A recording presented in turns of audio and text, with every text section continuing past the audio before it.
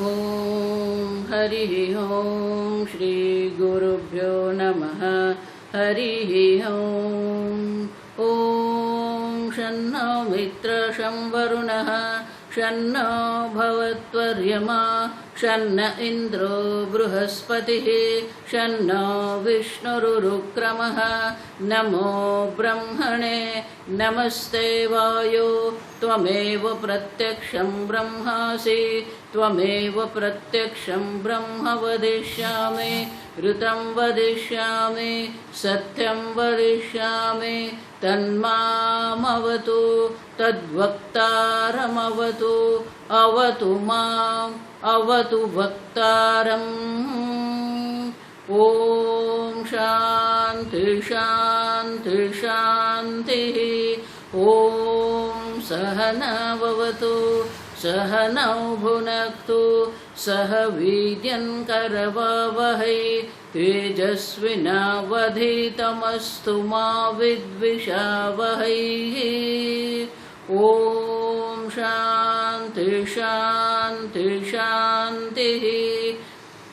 सदाशिवसमारम्भां शङ्कराचार्यमध्यमाम् अस्मदाचार्यपर्यन्तां वन्दे गुरुपरम्परां।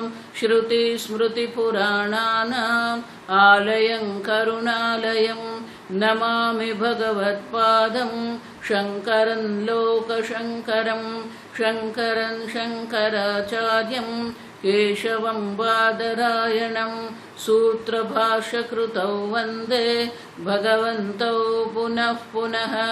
ईश्वरो गुरुरात्मेति मूर्तिभेदविभागिने व्योमवद्व्याप्तदेहाय दक्षिणामूर्तये नमः। निधये सर्वविद्यानां विषजे भवरोगिणां गुरवे सर्वलोकानां दक्षिणामूर्तये नमः। ॐ नमः प्रणवार्थाय शुद्धज्ञानैकमूर्तये निर्मलाय प्रशान्ताय दक्षिणामूर्तये नमः। मंगलाचरण। ॐ नमः श्री शंकरानंद गुरुपादाम्बुजन्मने। ॐ नमः श्री शंकरानंद गुरुपादाम्बुजन्मने। सविलास महामोह ग्राहग्रासैककर्मणे सविलास महामोह ग्राहग्रासैककर्मणे।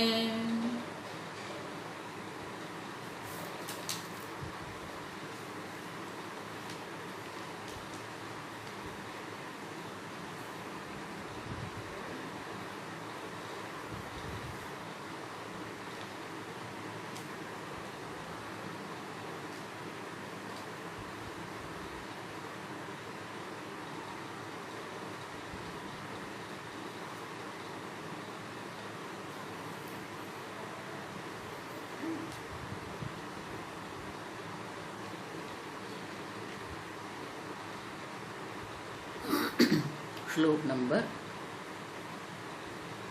21। अयमित्यपरोक्षत्वम् अयमित्यपरोक्षत्वम् उच्यते चेत्तदुच्यताम् उच्यते चेत्तदुच्यताम्। स्वयं प्रकाश चैतन्यम् अपरोक्षं सदा यतः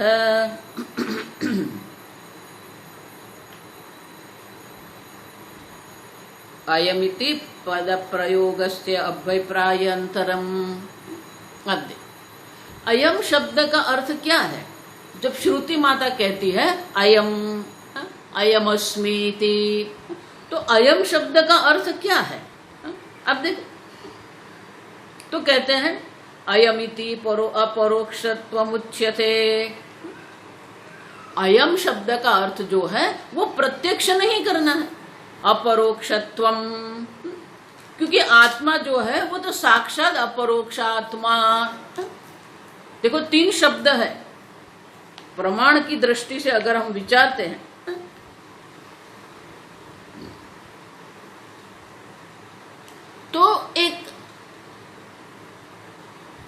पूर्व पक्षी होता है जो विरोध करता है, हमारा जो सिद्धांत है उनका विरोध करने वाला जो है वो पूर्व पक्षी है। एक दूसरा होता है, उनको कोई विरोध नहीं है, बस अपना अभिप्राय वो देता है। तो वो यहां कह रहा है कि आप जब अयम शब्द का प्रयोग करते हो आत्मा के लिए तो अयमिति परोक्षत्वम, तो अयम का अर्थ प्रत्यक्ष नहीं करना है। प्रमाण के लिए 3 शब्द होते हैं, प्रत्यक्ष प्रमाण, परोक्ष और अपरोक्ष। आप समझो 5 इंद्रियों के द्वारा हम जिसको ग्रहण करते हैं वो प्रत्यक्ष है। आप मुझे सुन रहे हो, भले देश से अंतर है लेकिन आप जो मुझे सुन रहे हो वो प्रत्यक्ष है, आप जो मुझे देख रहे हो वो प्रत्यक्ष है। आप समझो 5 इंद्रियों के द्वारा जिसका हम सीधा सीधा ग्रहण करते हैं वो प्रत्यक्ष है। आप समझो जो 5 इंद्रियों से पर है परोक्ष। अब देखो अक्ष माने इंद्रिय, इंद्रिय से जो दूर है, इंद्रिय के सामने जो नहीं है, फिर भी हमें उनका ज्ञान हो सकता है। जिस प्रकार से आप रास्ते पर चल रहे हो, बाजार में हो, पीछे से आवाज आती है, कोई वाहन है, वो वाहन की आवाज आप सुनते हो, वो आवाज से ही आपको पता चल जाता है ये स्कूटर है, ये रिक्शा है, ये मोटर है, ये कार है, ये ट्रक है। आप समझो तो ध्वनि जो है वाहन का जो ध्वनि है, वाहन की ध्वनि जो है वो प्रत्यक्ष है। लेकिन ये स्कूटर की ध्वनि है वो क्या है? परोक्ष है। स्कूटर आपके लिए परोक्ष है, ध्वनि प्रत्यक्ष है। लेकिन जो प्रत्यक्ष ज्ञान के आधार पर आपने वो ध्वनि और वो वाहन साथ में देखा था, स्कूटर की ध्वनि कैसे होती है, ट्रक की आवाज कैसी होती है, आप जानते हो। प्रत्यक्ष प्रमाण से आपने वो अनुभव किया है। अब जब ध्वनि सुनते हो तो आप अनुमान कर सकते हो ये ट्रक है, ये परोक्ष है। आप समझो तो जो वस्तु इंद्रियों के सामने नहीं है उसे परोक्ष कहते हैं। लेकिन जो अब समझो ये समझना है, जो प्रत्यक्ष नहीं है वो परोक्ष है, लेकिन जो परोक्ष नहीं है वो अपरोक्ष। अब देखो तो अपरोक्ष माने क्या है, हम आगे देख के गए, प्रमाण की चर्चा हमने की है। परोक्ष माने कि जिसको जानने के लिए किसी भी प्रमाण की प्रवृत्ति की आवश्यकता नहीं है। देखो ये ठीक से समझना। अपरोक्ष माने कि आपको कोई प्रमाण प्रवृत्ति करने की आवश्यकता नहीं है। आपके पास 5 प्रमाण है, शब्द स्पर्श रूप रस गंध, ये 5 विषय है। 5 विषय को ग्रहण करने के लिए आपके पास 5 श्रोत्रेंद्रिय, स्पर्शेंद्रिय, चक्षुरेंद्रिय, रसनेन्द्रिय और घ्राणेन्द्रिय, ये 5 इंद्रिय 5 प्रत्यक्ष प्रमाण है। फिर परोक्ष प्रमाण है। लेकिन आपके मन में जो विचार उठते हैं वो विचार को जानने के लिए क्या आपको कोई प्रवृत्ति करनी पड़ती है? प्रमाण प्रवृत्ति है वहां पर नहीं है। आप समझो तो विचार जो है वो अपरोक्ष है, लेकिन साक्षी प्रत्यक्ष है। साक्षी जो साक्षी चैतन्य है वो साक्षी चैतन्य, ये आपके मन में जो प्रत्यय जो वृत्ति उठ रही है वो वृत्ति को आप प्रकाशित कर रहे हो। और इसीलिए आपके मन में जो विचार है, आपके मन में जो ज्ञान है, आपके मन में जो भाव है, ये सब जो है वो अपरोक्ष है। लेकिन वो अपरोक्ष कैसे है? साक्षी प्रत्यक्ष। अपरोक्ष होने पर भी वो स्वप्रकाश नहीं है। आप जो साक्षी चैतन्य है वो विचार को प्रकाशित करते हैं। आप जानते हो, जानने वाले आप हो। मन में जो विचार है वो विषय है और आप हैं जो उनको जानने वाले हो। आप देखो वो ज्ञेय है, आप ज्ञाता, जो साक्षी चैतन्य है वो ज्ञाता है।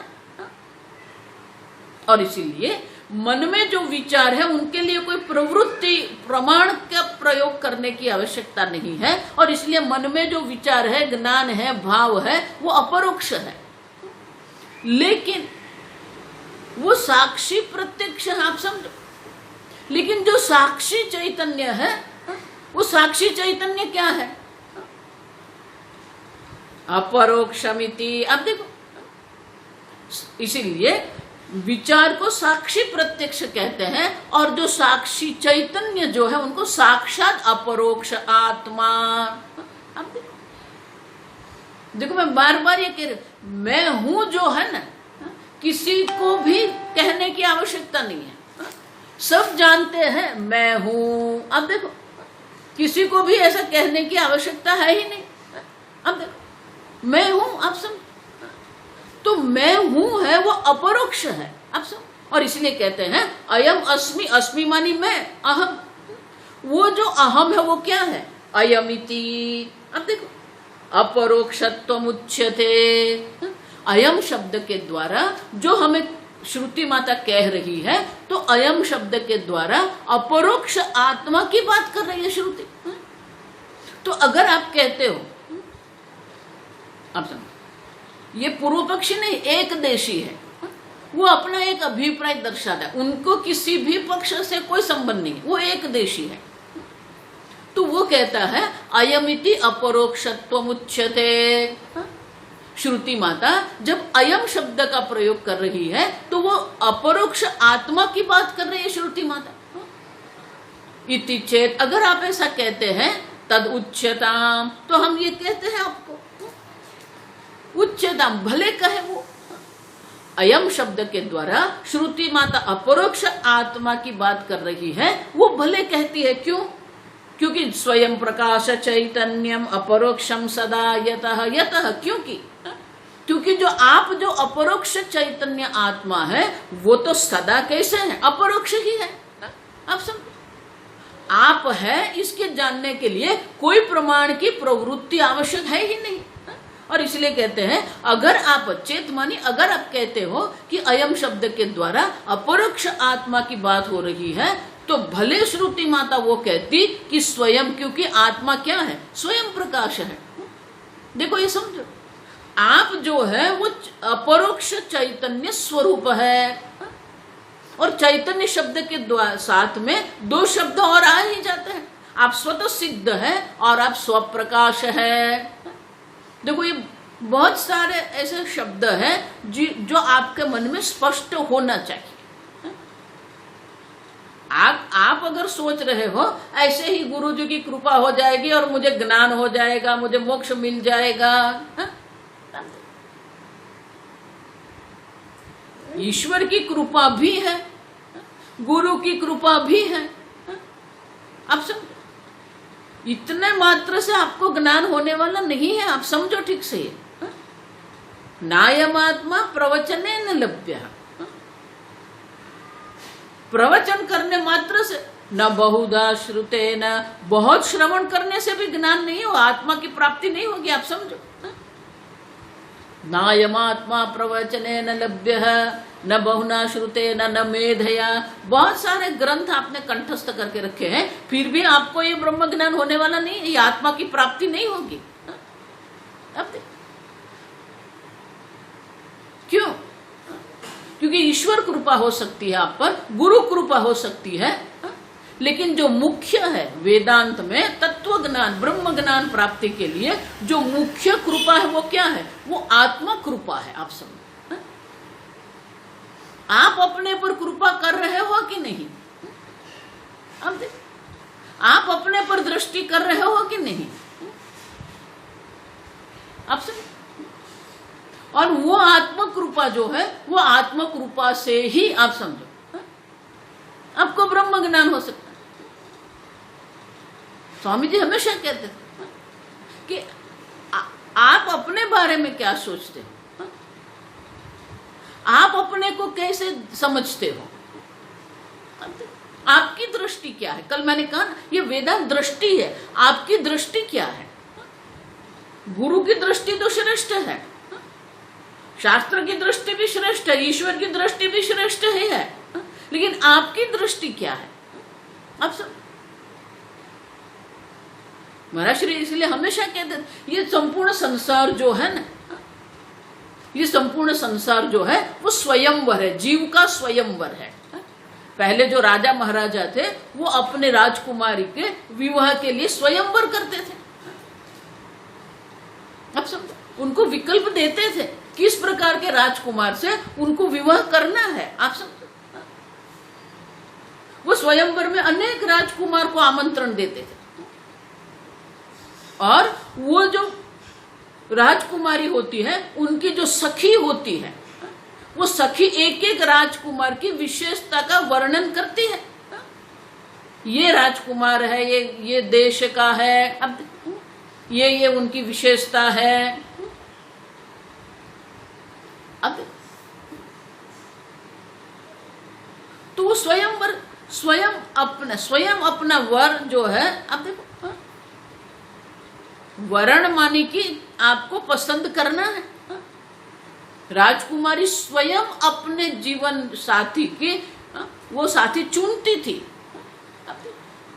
उसी प्रकार से ये जगत जो है, ये संपूर्ण ब्रह्मांड जो है, वो जीव का स्वयंवर है, हम ही ये कर रहे हैं।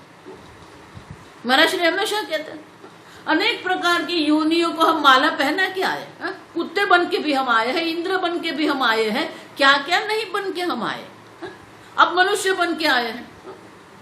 तब मनुष्य शरीर को हमने वो वरमाला पहना दी है, यहां रहेंगे थोड़े दिन, पुनरपि जननम पुनरपि मरण। अब देखो, तो हम किसका वर्ण करते हैं।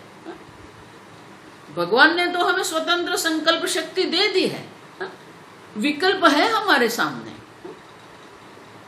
हमें धर्म के लिए जीवन जीना है, अर्थ के लिए हमारे संपत्ति को हमें जीवन समर्पित करना है, भोग को हमें समर्पित होना है, या मोक्ष को समर्पित होना है। ये विकल्प आपके पास है, आप किसका वर्ण करते हो। हम अन्य सर्व वस्तु जो है, सर्व वस्तुओं का वर्ण करते रहते हैं, लेकिन अपने आप का वर्ण करते हैं क्या। और इसीलिए कठोपनिषद में यमराजा कहते हैं, नायमात्मा प्रवचने न लभ्य न मेधया न बहुना श्रुतेन। इसका अर्थ ये नहीं है कि आपको प्रवचन बंद करना है, श्रवण करना बंद करना है, या ग्रंथ धारण करना है मेधा के द्वारा, ये बंद नहीं करना है। इतना करना तो है ही, लेकिन इतने करने मात्र से आपको ब्रह्म ज्ञान नहीं होता है। अब देखो, और एक कुछ है, और इसलिए कहते हैं यमे वैश्य वृणुते, जो आत्मा का वर्ण करता है, यम एव एषः वृणुते तेन लभ्यः। अपने आप का वर्ण करो कभी तो। अब सब तो हम जो है वो अपने आप का वर्ण कर ही नहीं सकते, आत्म कृपा होती ही नहीं है, उतना ही नहीं। आप समझो, कहते हैं आगे, नायमात्मा बलहीनेन लभ्यः। अब देखो, आपके बलहीनेन, यहां कोई पहलवान की बल की मल्ल की बात नहीं कर रहे हैं, आत्मबलम ही बलम। आप समझो, आत्मबल की बात करते हैं। मेघ समान जल नहीं, आप समान बल नहीं। How much you trust your self, अपने आप पर आपको विश्वास है कि नहीं। देखो, हम सब जो है ना, हमारे सबका जो बचपन है ऐसे हुआ है, हमारे बचपन में ऐसे ऐसे हम अनेक प्रकार से अनुभव करके आए हैं। पहले के माँ बाप भी वही करते थे, अब भी माँ बाप वही कर रहे हैं। आप समझो, भले बाह्य सुविधा बहुत है, आधुनिक जगत में बाह्य सुविधा बहुत है, पहले के जगत में वो बाह्य सुविधा नहीं थी। लेकिन माता पिता जिस प्रकार से अपने पुत्र पुत्री का लालन पालन जो कर रहे हैं वो वही का वही है। आप समझो, क्योंकि एक बात इतनी सामान्य है, मैं हमेशा कहती हूं कि हम हमारे बच्चे को जो है वो क्या करते हैं बच्चे के साथ, वो कुछ भी करेगा, पहला हमारे मुख से जो पहला शब्द निकलता है वो ना निकलता है, नहीं करना है, बैठ जाओ। अब सब जिनके छोटे छोटे बच्चे हैं वो सब माँ बाप को मैं हमेशा कहती हूँ कि आप गिनती करो, सुबह से उठ के रात को सोते तक आप अपने बच्चों को कितनी बार ना कहते हो। अब देखो,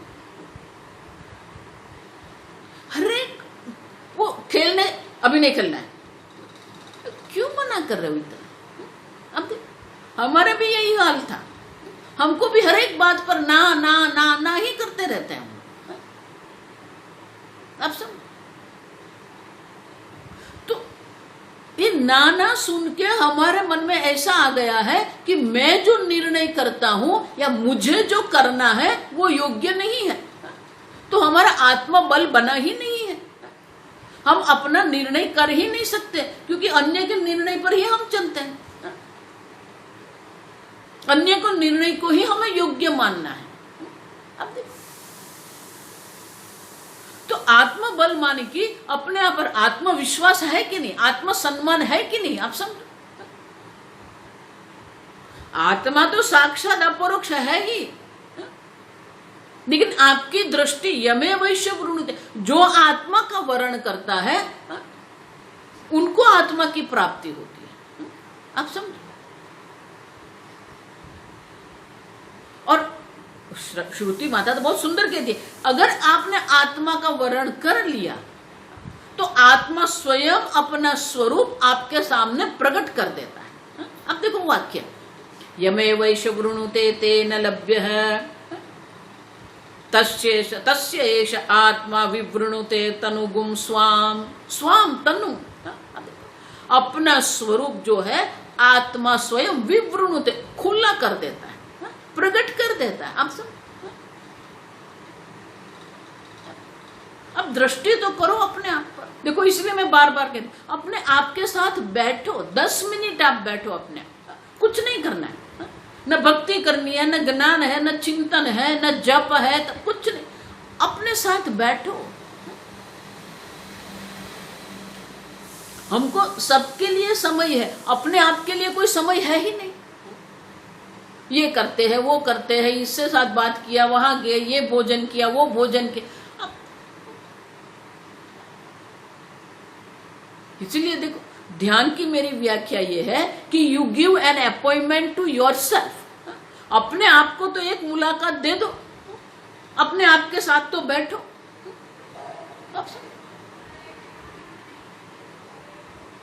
तो वो आत्मा कृपा नहीं है, आत्मा बल नहीं है। आप समझो, मेघ समान जल नहीं, हमें जो पीने के लिए जो पानी चाहिए, भले ये पृथ्वी पर 70-80% जो है वो पानी है, लेकिन वो पानी हमारे पीने के लिए, जीवन के लिए उपयोगी नहीं है। जो हमारे जीवन के लिए उपयोगी जो पानी है वो पानी तो क्या है, मेघ समान जल नहीं। अब उसी प्रकार से मेघ समान जल नहीं, आप समान बल नहीं। आप समझो ये ठीक से, आत्मा तो स्वयं प्रकाश चैतन्य है, स्वतः सिद्ध स्वप्रकाश है। ये सब शब्द देखो, ये आरंभ मैंने कहां से किया, ये कि बहुत सारे ऐसे शब्द है जो आपको कंठस्थ करना है, समझना है। आप श्रवण करते रहते हो, लेकिन जो शब्द है वो शब्द आपको स्मरण करना है, तब तो ज्ञान होगा ना आपको। अगर आप सोच रहे नहीं ये तो स्वामी जी आप पढ़ाते हो, आप पढ़ते रहो, तो आप क्या करेंगे? अब देखो, श्रवण कर रहे हैं तो बहुत सारे शब्द जो है एक साथ होना चाहिए। चैतन्य शब्द जैसे सुनते हो, स्वतः सिद्ध, स्वप्रकाश चैतन्य। अब देखो, चैतन्य मानी क्या है? अपरोक्ष चैतन्य। अब देखो, चैतन्य हमेशा अपरोक्ष ही है। चैतन्य स्वतः सिद्ध है, आपको सिद्ध करने की आवश्यकता नहीं, मैं हूं नहीं, मैं ये हूं, ये आपको सिद्ध करना पड़ेगा। ये आपका नाम है, वो आपको सिद्ध करना पड़ेगा। आप देखो, ये सब सिद्ध करना पड़ेगा आपको, लेकिन आप है ये आपको सिद्ध नहीं करना, आप स्वतः सिद्ध है, आप स्वतः सिद्ध स्वप्रकाश चैतन्य। और इसलिए कहते हैं कि आप जो कह रहे हैं कि अयम शब्द के द्वारा अपरोक्षता दर्शाई है, तो हम कहते हैं वो तो है ही स्वयं। क्यों? क्योंकि स्वप्रकाश चैतन्यम अपरोक्षम सदा। अब देखो, सदा सदा आप अपरोक्ष ही है, आप स्वयं प्रकाश ही है। अब देखो, अब जब आप स्वयं प्रकाश स्वतः सिद्ध है और आप जानते हो कि मैं हूं, अब देखो, आप चैतन्य है, मुझे आपको कहने की आवश्यकता नहीं है। आप स्वप्रकाश है, स्वतः सिद्ध, मुझे कहने की आवश्यकता नहीं, आप है ही, आप समझो। इसीलिए भारती तीर्थ जी कहते हैं सदा स्वयं प्रकाश चैतन्यम अपरोक्षम। अब देखो, चैतन्य तो सदा स्वप्रकाश चैतन्य, स्वतः सिद्ध स्वप्रकाश है, अपरोक्ष है। देखो, ये सब शब्द साथ में चलेंगे। चैतन्य स्वतः सिद्ध है, स्वप्रकाश है, अपरोक्ष है। आप है इसको जानने के लिए किसी भी प्रमाण की आपको आवश्यकता नहीं है, किसी भी प्रमाण पत्र की भी आपको आवश्यकता नहीं। तो कहते हैं ठीक है, वो तो श्रुति माता कह रही है कि आत्मा अपरोक्ष है, लेकिन अपरोक्ष आत्मा का जो ज्ञान है, आप समझो अभी ठीक से, तो ज्ञान के लिए हमारे पास 5 जो प्रत्यक्ष प्रमाण है, उसी प्रकार से अनुमान, अर्थापत्ति, उपमा, अनुपलब्धि, ये 4 परोक्ष प्रमाण है हमारे पास। और छठा शब्द प्रमाण भी है हमारे पास। शास्त्र जो है वो शब्द प्रमाण है, लेकिन शब्द प्रमाण की एक विशेषता है। उनकी विशेषता क्या है? जिस प्रकार का विषय होगा उसी प्रकार का ज्ञान हमें शब्द प्रमाण करवा सकता है। देखो, प्रत्यक्ष प्रमाण से प्रत्यक्ष ज्ञान होगा, परोक्ष प्रमाण से परोक्ष ज्ञान होगा, आप समझ। लेकिन जो शब्द प्रमाण है, शब्द प्रमाण से ज्ञान जो है विषय कैसा है। अगर आप किसी को मिल रहे हो, अब देखो, आपने किसी के बारे में बहुत सुना है, ये उद्योगपति है, इतना उद्योग कर रहे हैं, अब बहुत सुना है, लेकिन आप कभी मिले नहीं हो उनको। तो जब कोई आपको वो परिचय करवाता है, देखो मैं बात कर रहा था ना, वो जो उद्योगपति है, वो ये है, अब देखो, शब्द के द्वारा ही आपको वो ज्ञान करवा रहे हैं, लेकिन वो व्यक्ति आपके सामने है, तो शब्द प्रमाण से आपको जो ज्ञान होगा वो प्रत्यक्ष ज्ञान होगा। अगर कोई कैलाश मानसरोवर होके आया है, तो वो कैलाश मानसरोवर का जो वर्णन करता है, तो कैलाश मानसरोवर परोक्ष है, तो आपका जो ज्ञान है वो भी कैसा होगा? परोक्ष ज्ञान होगा। आप समझो ये ठीक से। हम शास्त्र प्रमाण का प्रयोग कर रहे हैं, शास्त्र शब्द प्रमाण है, तो शब्द प्रमाण से अगर विषय प्रत्यक्ष है तो ज्ञान भी प्रत्यक्ष है, अगर विषय परोक्ष है तो ज्ञान भी परोक्ष है। और अगर विषय अपरोक्ष है, हम अगर आत्मज्ञान की बात कर रहे हैं और आत्मा स्वयं स्वतः सिद्ध, आप स्वतः सिद्ध स्वप्रकाश चैतन्य है, आप अपरोक्ष, सदा अपरोक्ष है, तो शास्त्र शब्द प्रमाण जो है वो शब्द प्रमाण के द्वारा आपको जो ज्ञान होगा वो ज्ञान कैसा होगा? अपरोक्ष ज्ञान होगा। अब देखो ब्रह्म ज्ञान में कोई परोक्ष प्रत्यक्ष नहीं, आप समझो अपरोक्ष ज्ञान है। और इसीलिए अयम शब्द के द्वारा जो अपरोक्षता दर्शाई है वो ठीक ही है। आत्मा स्वयं अपरोक्ष चैतन्य है, लेकिन वो अपरोक्ष चैतन्य होने से अपरोक्ष ज्ञान ही हमें होना चाहिए। अब देखो फिर भी आत्मज्ञान में हम दो प्रकार से बात करते हैं, ये ठीक से समझ लेना। आत्मा अपरोक्ष है, शब्द प्रमाण शास्त्र है, तो शास्त्र के द्वारा आत्मा का जो ज्ञान होगा वो अपरोक्ष ज्ञान ही संभव है, क्योंकि आत्मा अपरोक्ष है। फिर भी ब्रह्म ज्ञान में हम दो प्रकार से बात करते हैं, एक परोक्ष है, ये परोक्ष ज्ञान, और अपरोक्ष ज्ञान। वैसे तो नहीं हो सकता, फिर भी है, आप समझो। और इसीलिए भारती तीर्थ मुनि कहते हैं भले आत्मा स्वतः सिद्ध स्व प्रकाश अपरोक्ष है और शब्द प्रमाण से अपरोक्ष ज्ञान ही होना चाहिए, फिर भी वो परोक्ष भी है। आप समझो, पहले वो परोक्ष होता है, फिर वो अपरोक्ष बनता है। अब ठीक से समझो, इसीलिए आगे का श्लोक है, हम श्लोक पढ़ेंगे। परोक्षम अपरोक्षंच परोक्षंच अपरोक्षंच ज्ञानम अज्ञानमित्यदः ज्ञानम अज्ञानमित्यदः नित्यापरोक्ष रूपेपि नित्यापरोक्ष रूपेपि द्वयं स्याद्दशमे यथा द्वयं स्याद्दशमे यथा। अब देखो बहुत सुंदर है। दूसरी पंक्ति पहले पढ़ते हैं। नित्य अपरोक्ष रूपेपि, आत्मा तो नित्य अपरोक्ष स्वरूप है, फिर भी द्वयं स्याद, दो प्रकार के ज्ञान होते हैं, परोक्षम च अपरोक्षम च।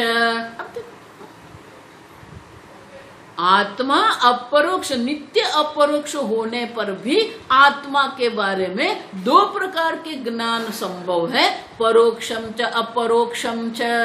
क्यों? ज्ञानम अज्ञानम इति अतः, अतः द्वयम, अधिक दो हो गए। क्यों? ज्ञानम च अज्ञानम च, ज्ञान और अज्ञान के कारण आत्मा जो है परोक्ष और अपरोक्ष दोनों हो गए। ज्ञान अज्ञान अवस्था में वो आत्मा जो है परोक्ष बन गया, ज्ञान अवस्था में वो अपरोक्ष है। और इसलिए कहते हैं ज्ञानम अज्ञानम इति। ज्ञान और अज्ञान दो प्रकार से होने के कारण ब्रह्म ज्ञान जो है वो भी परोक्ष और अपरोक्ष दोनों हो गए, ज्ञान और अज्ञान की दृष्टि से। आत्मा तो स्वयं अपरोक्ष ही है और अपरोक्ष ज्ञान ही हमें मोक्ष देता है। फिर भी ज्ञान और अज्ञान की, ज्ञान की अवस्था होती है, अज्ञान की अवस्था होती है, और इसके कारण ये आत्मा के बारे में भी दो प्रकार से है, परोक्ष ज्ञान भी है, अपरोक्ष ज्ञान भी संभव है। कैसे? दशमे यथा, दृष्टांत देते हैं।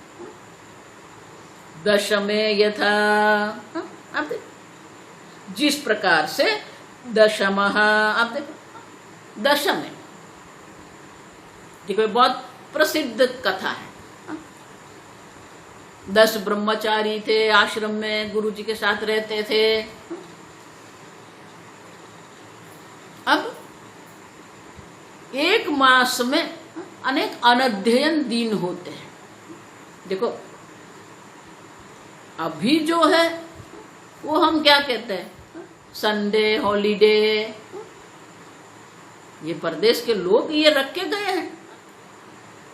एक व्यवस्था है कि रविवार का जो दिन है, इतवार का जो दिन है, वो रजा छुट्टी का दिन होता है। तो महीने में 4 या 5 छुट्टी होती है रविवार की। लेकिन पहले हम ऐसे नहीं चलते थे, उसको अनध्ययन दिन कहते थे।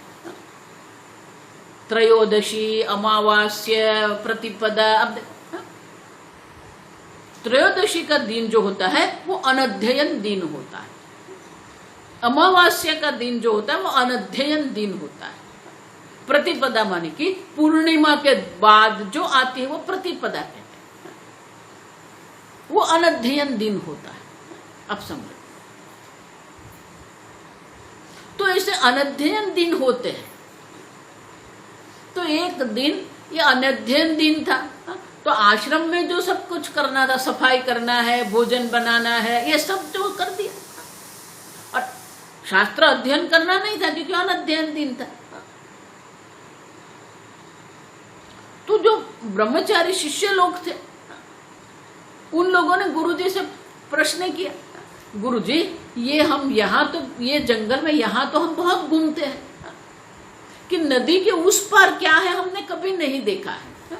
तो गुरुजी आज सब काम हो गया आश्रम में, अब हमें थोड़ा अवसर है, थोड़ा समय का अवकाश है, तो हम लोग क्या नदी के पार जाके वो जंगल कैसा हम देख के आए। अब गुरुजी ने सोचा कुछ काम तो है नहीं, बच्चे लोग भले घूम के आ जाए, तो बोले ठीक है हो आइए। अब वो जो सब शिष्य थे उनमें एक थोड़ा बड़ा था, वही में तो वो बड़ा था, तो बोला कि देख तू बड़ा है तो ये सबका आप ध्यान ठीक से रखना, सबको ले जाओ साथ में और साथ में सबको लेके आ जा। कब हो गए, अब नदी पार करना था, तो तैरना तो सबको आता ही था, वो तैरने लगे। अब छुट्टी का दिन, ऐसे कोई जल्दी तो है नहीं, तो नदी में पड़ के वहां पर भी वो खेलने लगे। थोड़ा यहाँ वहां पानी में घूमते रहे, खेलते रहे, थोड़ा वहां पानी में खेल के जब एक एक करके बाहर निकलने लगे। अब जो वो बड़ा था ना, वो पहले निकला। उसने सोचा मुझे गुरुजी ने कहा है आप 10 लोग हैं, आप 10 साथ में जाइए और साथ में वापस आ जाना। वो पहले वहां निकल गया, उस पार वो निकल के जैसे जैसे वो निकलते गए एक एक की गिनती करता गया, 1 निकला, 2, 3, 4, एक यहां से निकला, एक वहां से निकला। सब अपनी मस्ती से पानी में खेल रहे, एक एक करके वो निकलने लगे। अब जब निकल गए, देखो कई बार ऐसा होता है कि हमें जब जिम्मेवारी मिलती है ना, तो हम थोड़े अधिक सावधान हो जाते हैं। वो सावधानता में हम कभी कभी ये गलती कर देते, अयोग्य निर्णय भी हम कर लेते हैं। तो उसको भी यही हुआ, गुरुजी ने कहा था आप 10 साथ में जाओ और साथ में आए। अब गुरुजी का वो वाक्य उनके मन में बैठ गया, 10 हम 10 हैं, और वो गिनती करने लगे, 1, 2, 3, 4, 5, 6, 7, 8, 9। अब अरे ये तो 9 ही है। अब दूसरे को बुलाया, बोला एक यहाँ पर आओ, गिनती करो कितने हैं। अब उसने भी गिनती कर दिया, तो उन्होंने जब गिनती किया तो भी 9 हुआ। अब तीसरे को बुलाया, उसने भी गिनती किया। अब जिम्मेदारी इतनी थी, तो जिम्मेदारी का बोझ उनके मन में इतना था, तो वो डर गया, बोला 1 10वां नहीं है। और बाकी के सब थे वो भी उनके जैसे ही थे, सोचते नहीं थे। उसने बोल दिया 10वां खो गया, तो बाकी ने भी कह दिया 10वां खो गया, सब रोने लगे। अब वो घूमने गए थे आनंद प्रमोद के लिए, लेकिन वो शोक का कारण बन गया। एक ने बोला हमें यहाँ आना ही नहीं था, ये ऐसा कर दिया, तो ये 10वां खो गया हमारा, अब कहाँ से लाएंगे, गुरुजी के पास कैसे जाएंगे। अब देखो सब रोने लगे। तब साथ में सब रो रहे थे, तो अचानक वहां से महात्मा कोई वहां से जा रहे थे, वो महात्मा ने सुना कि बच्चे लोग रो रहे हैं, वहां गए, बोले क्यों रो रहे हो? बोलो कि हाँ हम बहुत दुखी हैं, हम ऐसे 10 लोग निकले थे आश्रम से, अब अभी हम 9 ही है। अब ये जब सुन रहे थे, अब जब वो सुन रहे थे, वो सुनते सुनते उन्होंने गिनती कर ली, तो बोले कि 10 तो है ही यहाँ पर। तो ये लोग ऐसा क्यों कह रहे कि 10वां खो गया? अब वो जो बड़ा था उनके पास जाके बोला, वो गुरुजी थे हमारे, वो गुरुजी ने हमें कहा था आप ये सब 10 का अच्छी तरह से देखना, लेकिन अभी 9 ही है। अब वो जो महात्मा थे वो समझ गए। अब कोई बहुत रो रहा है ना, तो उनको सीधा सीधा नहीं कह सकते, पहले उनको शांत करना पड़ता है। तो उनको शांत करने के लिए पहले वो बोले नहीं नहीं आप रोना पहले बंद कर दो, देखो मैं बोलूं 10वां अस्ति, अब देखो सुनो, नहीं नहीं नहीं 10वां है, खो नहीं गया है। अब जैसे ही 10वां अस्ति सुन लिया, सब शांत हो, है हाँ हाँ है। अब देखो दोनों सब एक दूसरे के सामने देखने लगे। ये महात्मा कह रहे हैं 10वां है अस्ति, अब देखो लेकिन कहाँ है? परोक्ष। अब समझ में आता है, जब मन में ये बैठ गया कि 10वां नास्ति, देखो हमारी बुद्धि ऐसी ही है। ये दृष्टांत आपको बहुत सहज लगता है, लेकिन हमारी बुद्धि ऐसी ही है।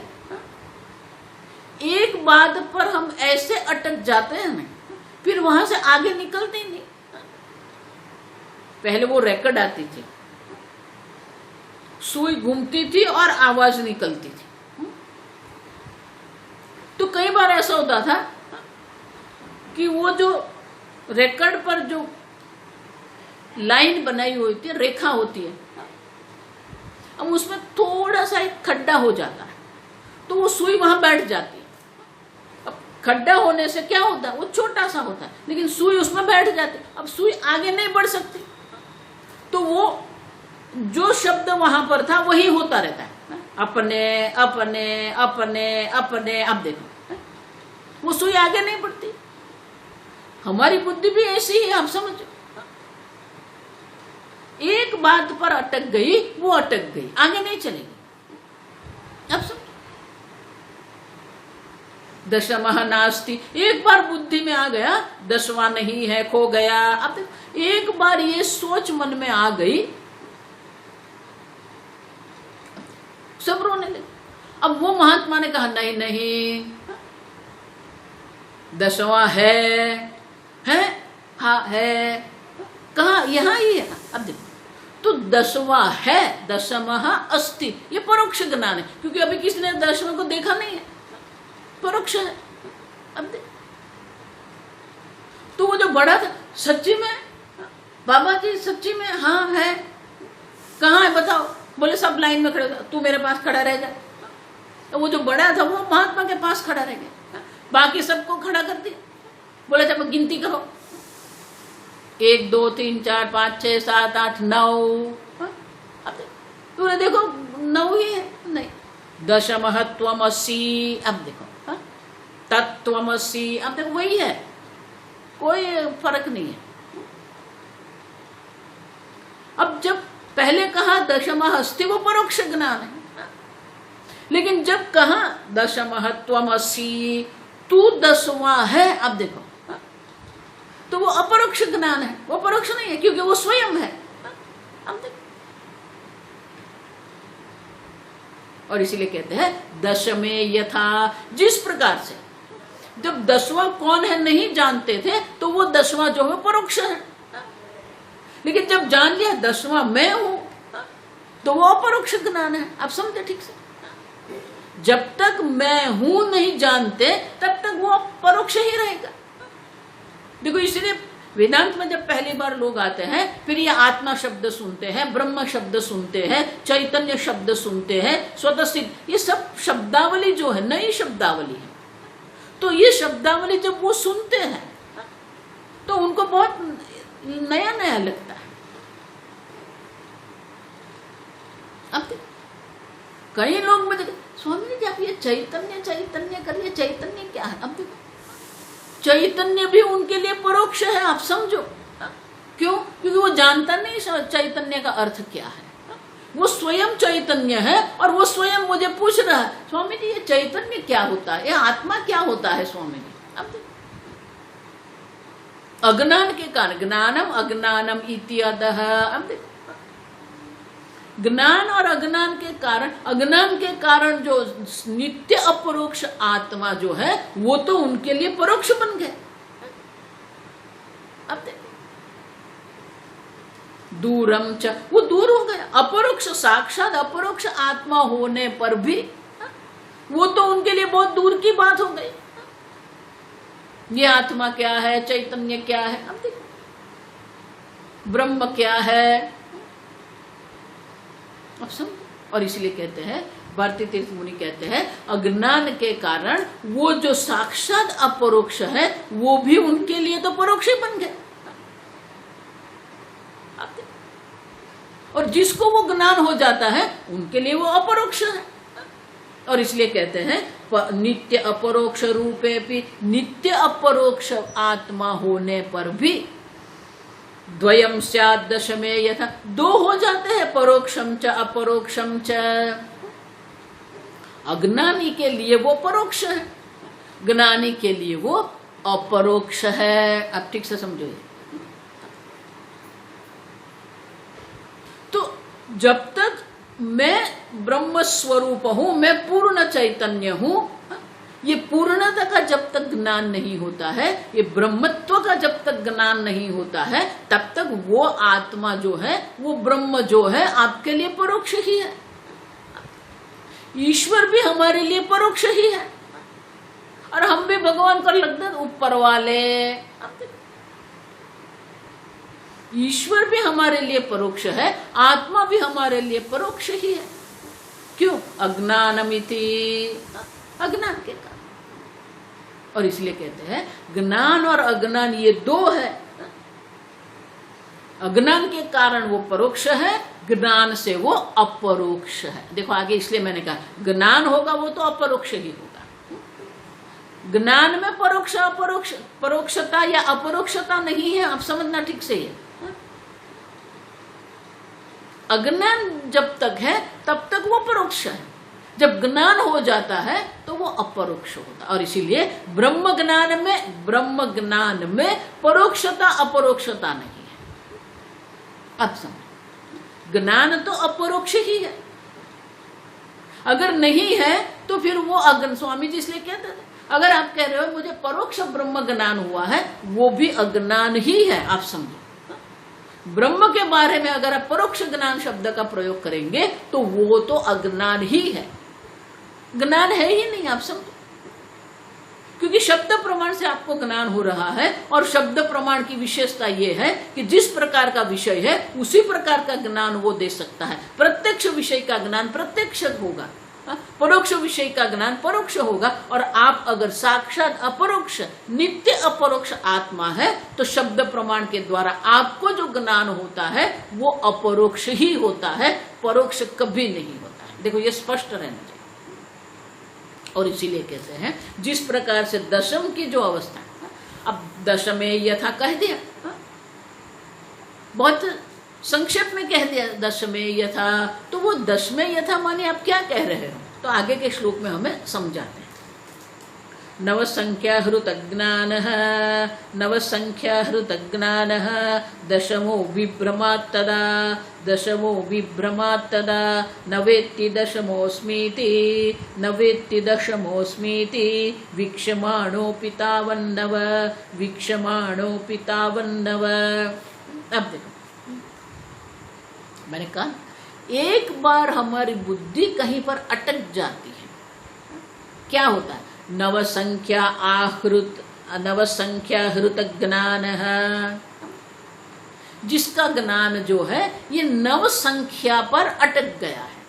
हृत माने कि हनन हो गया, माने कि वो वहां पर अटक गया है। तो उसके लिए क्या हो जाएगा? दशमः विभ्रमात् तदा, वो दशवां जो है वो दशवां का दर्शन करता ही नहीं है। विभ्रमाद, वो भ्रम में हो गया कि दशवां खो गया। आप देखो वे भ्रम है। ब्रह्म मानी क्या? जो है वो जानता नहीं है और जो नहीं है उसे ही सत्य मान के चल रहा है। तो यहां भी वो स्वयं दशमा है। न वेत्ति दशमोस्मीति, मैं स्वयं दशमा हूं, वो जानता नहीं है।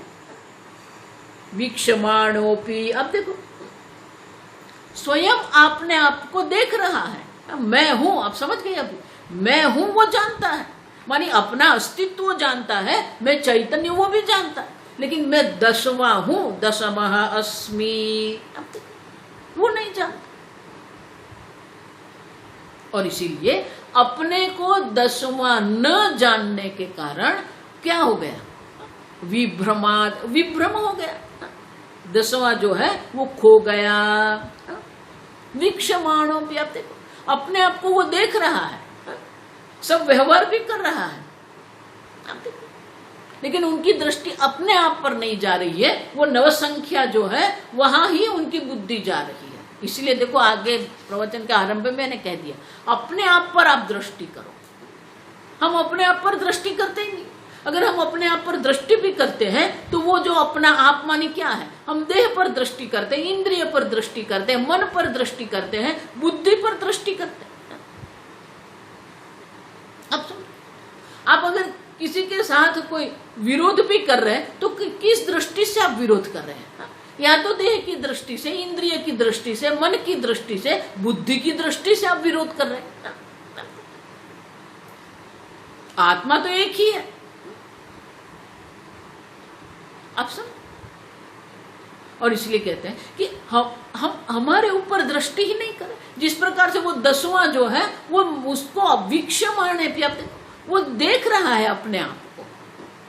मैं हूं वो जानता है। अब अपने आप को देखते हुए भी आप देखो मैं दशवां हूं ये नहीं जानता है, और इसलिए वो विभ्रम उसको भ्रम हो गया। क्या हो गया? दशमः नास्ति।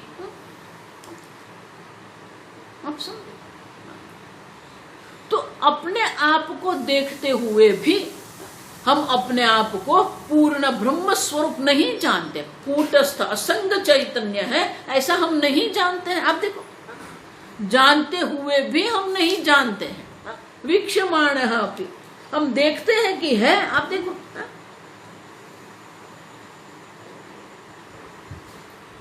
देखो इसलिए ये वेदांत जो है बहुत अलग प्रकार से है।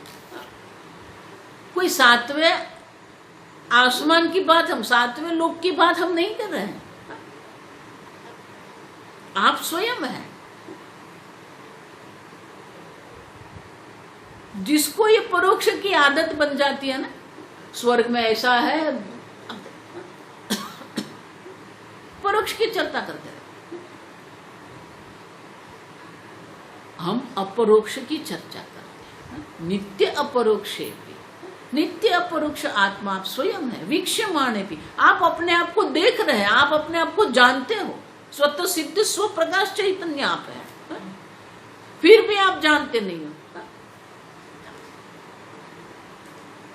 जानते हुए भी आप अपने आप को नहीं जानते। और इसलिए कहते हैं न वेत्ति दशमो इति वीक्षमाणेपि तावन्नव। और इसके कारण उसके मन में तो क्या है? तावन्नव, नव ही है। दसवां वो देख ही नहीं रहा। अपने आप को देख रहा है, लेकिन अपने आप को मैं दसवां हूं ये नहीं जानते हुए उनके मन में क्या भ्रम हो गया? नव ही है। अब देखो ये भ्रम है। स्वयं दसवां होने पर भी उनको भ्रम हो गया है तावन्नव, हम तो नव ही है। अब देखो अब वो उनके मन जो है वो हम नव है वहां पर अटक गया। हम उसी प्रकार से मैं संसारी हूं, मैं जीव हूं, मैं देह हूं, मैं स्त्री हूं, मैं पुरुष हूं, मैं डॉक्टर हूं, मैं वकील हूं। अब देखो आपकी बुद्धि कहां अटक गई है। दृष्टांत तो बहुत सरल है, लेकिन आप अपने बारे में सोच रहे हैं वो क्या है? जितना भी आप अपने बारे में सोचते हो सब सापेक्षिक है। देह की दृष्टि से आप कहेंगे मैं स्त्री हूं, मैं पुरुष हूं। देह की दृष्टि से आप कहेंगे मैं माता हूं, मैं पिता हूं। देह की दृष्टि से आप कहेंगे मैं लंबा हूं, मैं गोरा हूं, मैं काला हूं। आप समझिए, आपका अपने बारे में जितना भी ज्ञान है वो सब सापेक्षिक उपाधि की दृष्टि से है, परिवार की दृष्टि से है, समाज की दृष्टि से है, देश की दृष्टि से है। आप देखो, लेकिन जो निरपेक्ष अहम जो है, जो निर्विकारी है, जो कूटस्थ है, जो असंग है, उनके पर आपकी दृष्टि नहीं जाती। और इसीलिए कहते हैं कि ये जो नव संख्या पर जिसकी बुद्धि अटक गई है, उसी प्रकार की आपकी दृष्टि भी है आत्मा से अन्य पर अटक गई है। आप समझो, आत्मा से अन्य पर ही हम अहम करके बैठे हैं, आत्मा से अन्य पर भी हम हमारी दृष्टि करके बैठे हैं। हमारा सुख भी अन्य में है, हमारा आनंद भी अन्य में है, हमारा अस्तित्व भी अन्य में ही है। पुत्रे पुष्टे अहम पुष्ट। देखो, अपना अस्तित्व, अपना आनंद हमने कहाँ रख दिया है? अन्य में रख के, उसी को हम मानते हैं। देखो, इसलिए जिसको हम सब मानते हैं तो ये है तो मैं हूं। अब देखो, द्रोणाचार्य इतने विद्वान थे, साधु जीवन जी रहे थे, उनको राजसभा, राजमहल, किसी का कोई उनको आसक्ति नहीं थी। जंगल में बिल्कुल आश्रम में रहते थे, साधु जीवन था। लेकिन वो पुत्र में बुद्धि अटक गई थी, पुत्रासक्ति उनको हो गई थी। और इसलिए मन में ऐसा ही था, पुत्रे पुष्टे अहम पुष्ट है, पुत्रे नष्टे अहम नष्ट है। आप देखो, और वही आसक्ति उनके मृत्यु का कारण बन गई। आप समझो। और इसीलिए कहते हैं कि हमारी जिस प्रकार से उनकी बुद्धि नव संख्या में अटक गई थी, उसी प्रकार से हम ये देह में, उपाधि में, परिवार में, समाज में, देश में अटक कर रह गए। वहां से हमारी दृष्टि अहम पर आती ही नहीं, वीक्षमाणे पे। आप अपने आप को देख रहे हो, जान रहे हो, अपरोक्ष साक्षात स्वतः सिद्ध स्व प्रकाश चैतन्य स्वरूप आत्मा आप है, फिर भी आप अपने आप को अन्य पर आधारित मानते हो, दुखी हो जाते हो। और इसलिए कहते हैं कि जिस प्रकार से दसवां जो है वो दुखी हो गया है, भ्रमित हो गया है, उसी प्रकार से हम भी इस प्रकार से भ्रमित होके ही बैठे हैं। और इसीलिए आगे कहेंगे, ये जो कहा दशमः अस्मीति न जानाति, वो जानता नहीं है मैं दसवां हूं, मैं हूं वो जानता है, लेकिन मैं दसवां हूं वो जानता है। उसी प्रकार से आप मैं हूं एक जानते हो आप, लेकिन आप पूर्ण चैतन्य स्वरूप है, असंग चैतन्य स्वरूप है, आप नहीं जानते हो। और इसीलिए सुखी दुखी होते रहते हो, जन्म मरण के चक्र में पड़े रहते हो। इसीलिए आगे के श्लोक में दर्शाएंगे, हम कल देखेंगे। ओम स्वस्ति प्रजाभ्यः परिपालयन्तां न्यायेन मार्गेण महिं महिषाः, गोब्राह्मणेभ्यः शुभमस्तु नित्यं, लोकाः समस्ताः सुखिनो भवन्तु, काले वर्षतु पर्जन्यः, पृथिवी सस्यशालिनी, देशोऽयं क्षोभरहितः, ब्राह्मणाः सन्तु निर्भयाः।